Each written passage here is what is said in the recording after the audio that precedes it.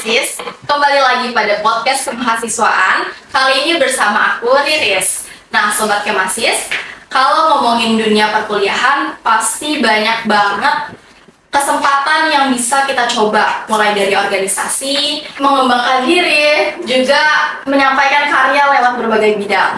Tapi yang sering jadi pertanyaan, gimana sih caranya mengembangkan semua itu biar seimbang? Nah, kali ini aku sudah bersama seseorang yang aktif dan berpengalaman terkait hal tersebut. Bersama aku sudah ada Kak Puja Sabrina Zafarin. Beliau adalah seorang mahasiswi UIN Jakarta, Duta Genre 2024, Ketua Umum UKM Marching Band, aktif mengajar, aktif juga membuat konten. Halo Kak Puja. Hai. Gimana nih kabarnya nih Kak? Kabarnya alhamdulillah baik banget. Wah, alhamdulillah senang dengarnya. Kak Puja nih, langsung aja aku mau nanya tentang yang paling dasar dulu nih Kak. Oke, dasar apa tuh? Sebenarnya apa sih yang menjadi motivasi Kak Puja untuk tetap aktif dan produktif di dalam berbagai bidang tersebut?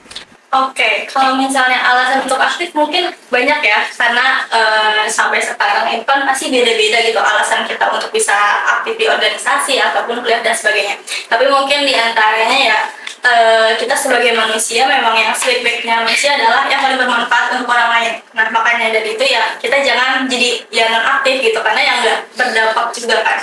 Dan aku juga ketika waktu itu mulai menekuni di bidang duta genre ini banyak banget gitu hal-hal baik itu yang aku dapat dan membuat aku jadi kayak oh ini loh alasan kenapa kita harus terus semangat gitu, aktif dan memberi dampak dan juga berkarya. Apalagi kita sebagai wanita harus bisa membuktikan gitu kan, nggak hanya laki-laki aja gitu bisa menjadi pemimpin, kalau wanita juga bisa memimpin. Seperti itu diantaranya.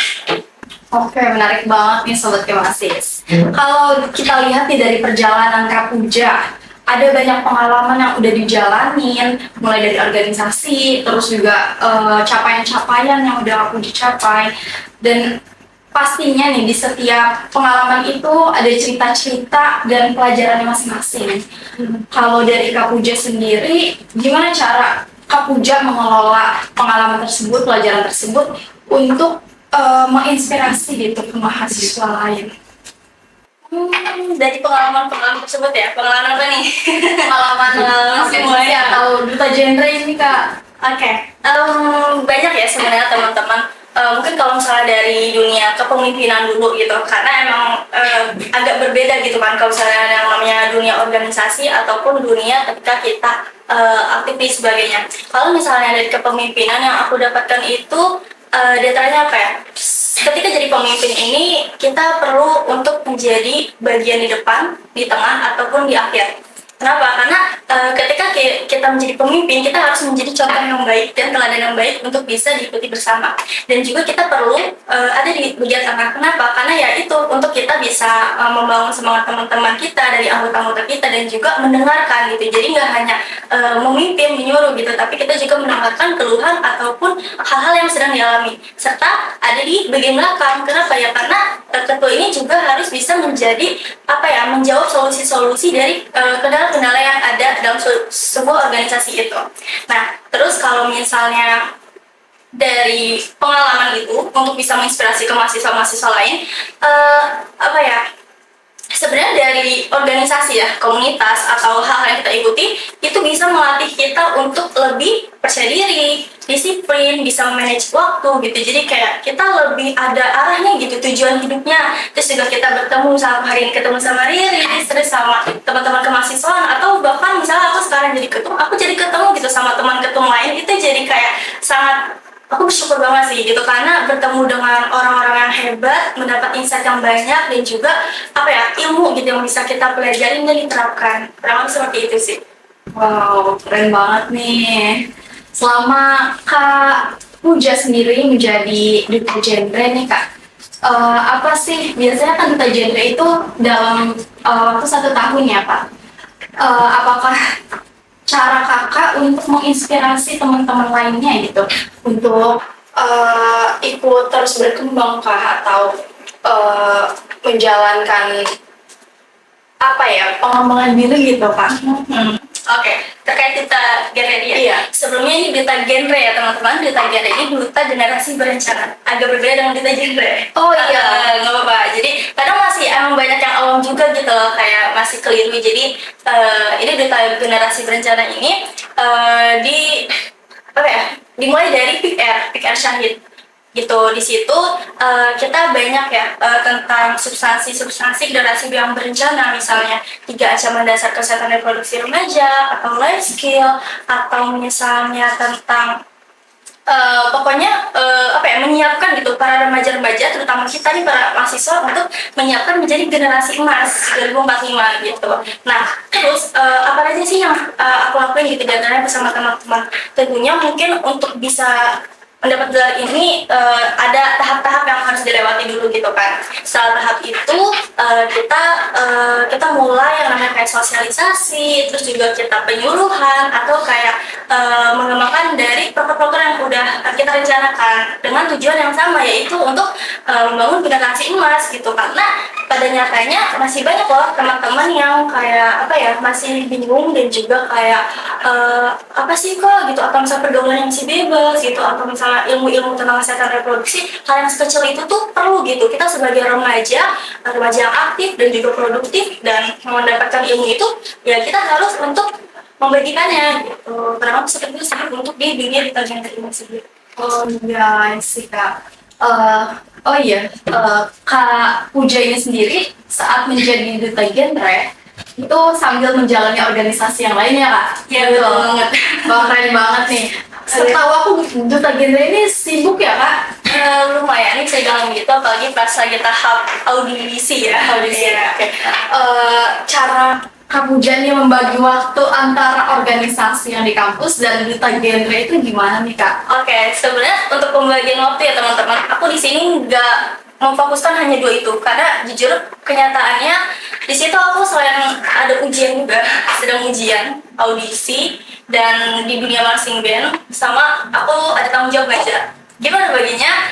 Ya kita punya 24 jam gitu. Aku emang anaknya itu suka journaling, jadi kayak set schedule itu di jurnal aku, jadi emang udah tahu nih gitu kan, supaya nggak bentrok tuh kita set gitu di 1 bulan itu. Misalnya di hari Minggu ada audisi, ini jam berapa gitu, jadi kayak langsung aja aku plotting gitu. Kayak misalnya contoh hari ini contoh hari ini, contoh yang waktu itu ya. Iya. Misalnya audisi itu sebenarnya dari jam 1. Nah, otomatis di jam paginya aku masih bisa untuk kuliah dulu kan, karena kuliah utama gitu.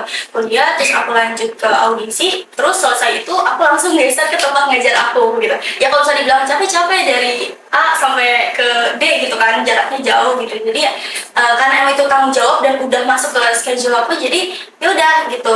Itu salah satu time management juga sih, artinya kita nge-plotting ini waktu-waktunya gitu, supaya pada hari itu kita tahu abis ini kita harus kemana gitu. Terus itu sebenarnya banyak ya Kak contoh-contoh lain gitu yang sebenarnya ya itu yang aku terapkan. Misalnya hari ini juga aku tadi pagi aku ngurus perlombaan aku, terus aku ke podcast ini gitu kan, terus lanjut abis ini nanti langsung aja rapat dan sebagainya. Gitu sih, lebih ke kalau aku emang itu di set schedule dan komunikasi ya. Kenapa? Karena kalau kita mau ngeset-set doang tapi nggak ada komunikasi itu kadang percuma. Misalnya aku besok ada latihan marching band, aku mimpin apel, tapi aku nggak komunikasi nih ke band direktur aku atau ke teman-teman pengurus aku gitu kan, pasti ada aja salah pahamnya gitu. Mau sesibuk apapun kita, ya berkomunikasi gitu. Mau sepintar apapun kita, ya kalau kita nggak ada komunikasi, kita lepas gitu aja, ya cuma dong, kurang baik gitu sih. Aku dapat banget nih poinnya lah, intinya berkomunikasi ya, agar segala jadwal kita tuh nggak bentrok gitu. Iya betul. Dan satu lagi, journaling itu aku juga notice ya Kak, keren banget Kakak kalau selalu menuliskan jadwal-jadwal. Betul, itu sebenarnya bisa sih teman-teman. Mungkin teman-teman juga, aku yakin ya, karena teman-teman ini kan masih hebat-hebat banget ya. Mereka pasti punya time manajemennya masing-masing. Sebenarnya aku bawa tahu jurnal, tapi nggak usah kayak ini. Jadi tuh kayak emang setiap bulannya itu kan ada monthly planner ya. Iya. Ya itu diisi aja gitu semuanya, malah jadi kayak kita tuh punya semangat sendiri loh. Kalau misalnya kita bulan ini udah ngelakuin ini loh gitu. Nah, dari cerita Kak Puja sendiri nih, itu orang-orang nggak akan tahu ya gimana prosesnya di balik itu semua. Taunya ya udah foto-fotonya keren dan konten-kontennya Kak Puja keren. Nah, Kak, kalau berbicara tentang mahasiswa saat ini nih, mahasiswa itu setiap orang pastinya punya potensi masing-masing ya. Tapi sering banget banyak dari mereka yang masih ragu nih atau minder karena takut gagal dan semacamnya. Menurut Kak Puja sendiri, apa yang perlu kita tanamkan nih di dalam diri kita untuk diri kita nih supaya lebih percaya diri, bisa berani berkembang dan terus berani untuk mengambil keputusan. Oke, poinnya banyak juga ya. Kita bilang ya supaya kita berani untuk tidak takut ya. Iya, Seperti itu. tidak takut dan berani mengambil keputusan gitu. Oke, mungkin diantaranya kalau misalnya untuk teman-teman yang kayak masih ragu atau misalnya apa ya proses yang lambat gitu. Jadi kalian juga harus tahu gitu ketika kalian ngerasa tertinggal atau misalnya aduh aku belum berani mulai, itu bukan berarti kalian itu nggak bisa sukses gitu. Kalau misalnya kalian melakukan kesalahan atau merasa nggak bisa, bukan berarti kalian itu nggak bisa gitu. Kalian itu sebenarnya bisa, tetapi kadang emang dari dirinya aja itu yang belum di bahasa gimana gitu ya. Jadi kayak ya emang harus dari kalian gitu, harus dipaksa karena ya kita harus memulai. Jangan tunggu hebat untuk memulai, tapi memulailah untuk menjadi hebat gitu. Nah terus apa ya teman-teman, ini kan aku mau mengaitkan dengan dunia mahasiswa kita ya, di dunia perkuliahan. Nggak semua orang itu ada gitu loh, bisa gitu di titik kita sekarang. Jadi ya manfaatin gitu privilege yang kita punya sebagai mahasiswa, dimana di sini kita bisa mengembangkan soft skill, hard skill, ataupun relasi yang luas banget gitu. Jadi ya kenapa enggak untuk memulai dari sekarang gitu. Kalau bukan sekarang kapan lagi, kalau bukan kita siapa lagi? Kalau bukan apa lagi, kalau bukan kita siapa lagi? Iya. Oke, Kak Puja, itu mungkin ya teman-teman masih semua bisa diambil kata-kata yang keren banget dari Kak Puja. Dan cerita kakak ini tadi, mahasiswa pasti punya potensinya masing-masing setiap orang, dan setiap orang juga pasti belajar dari kesalahan sebelumnya dan punya prosesnya masing-masing juga, prosesnya masing-masing. Nah, untuk terakhir nih Kak Puja, ada nggak sih pesan untuk sobat Kemasis semua yang lagi nonton ini, apabila sobat Kemasis ini yang lagi nonton merasa kehilangan semangat atau merasa lelah atau merasa juga lagi burnout kali ya? Burnout, oke. Apa nih tentang apa? Tentang ya gimana? Misal dari kita nih sering banget nih, kayak aku sendiri sering ngerasa kayak aduh capek banget di jalan ini, nggak semangat gitu. Kalau dari sendiri ada nggak pesan gitu untuk teman-teman semua? Oke, ini mungkin sebagai penguat diri kita semua ya teman-teman. Misalnya lagi lelah menjalankan suatu organisasi atau hal-hal itu, ingat kembali ke niat awal kita gitu. Jadi yang namanya kita memulai, ya kita harus menyelesaikannya gitu. Apapun rintangan itu dikomunikasikan. Mungkin aku bakal ke pengurusku juga gitu ya. Jadi kayak apapun itu komunikasikan gitu, dibicarakan baik-baik. Terus juga kita tahu gitu kita potensi diri kita gitu. Jadi kita ya jangan merasa aduh itu dia udah hebat banget tapi kita masih di sini aja gitu ya. Kalau misalnya teman-teman nggak mau mencoba mengasah itu, gimana teman-teman tahu gitu bakat dari teman-teman sendiri. Kita semua juga pasti kita semua itu memulai juga pasti ada rasa malu gitu kan. Misalnya kita masuk kegagalan, kegagalan itu tuh bukan berarti akhir dari segalanya, tapi ya itu awal dari kita untuk bisa memulai hal yang lebih baik lagi. Gitu. Berarti balik lagi ke intinya komunikasi untuk mengatur semuanya, dan juga kita sebagai orang-orang yang terus berkembang ini harus berani mencoba. Betul, harus berani mencoba, harus memaksa diri kita sendiri. Sobat Kemasis. Oh iya, Kak Puja, terakhir banget. Oke, siap. Kak Puja kan sekarang lagi menjabat sebagai ketua umum ya Embracing Band.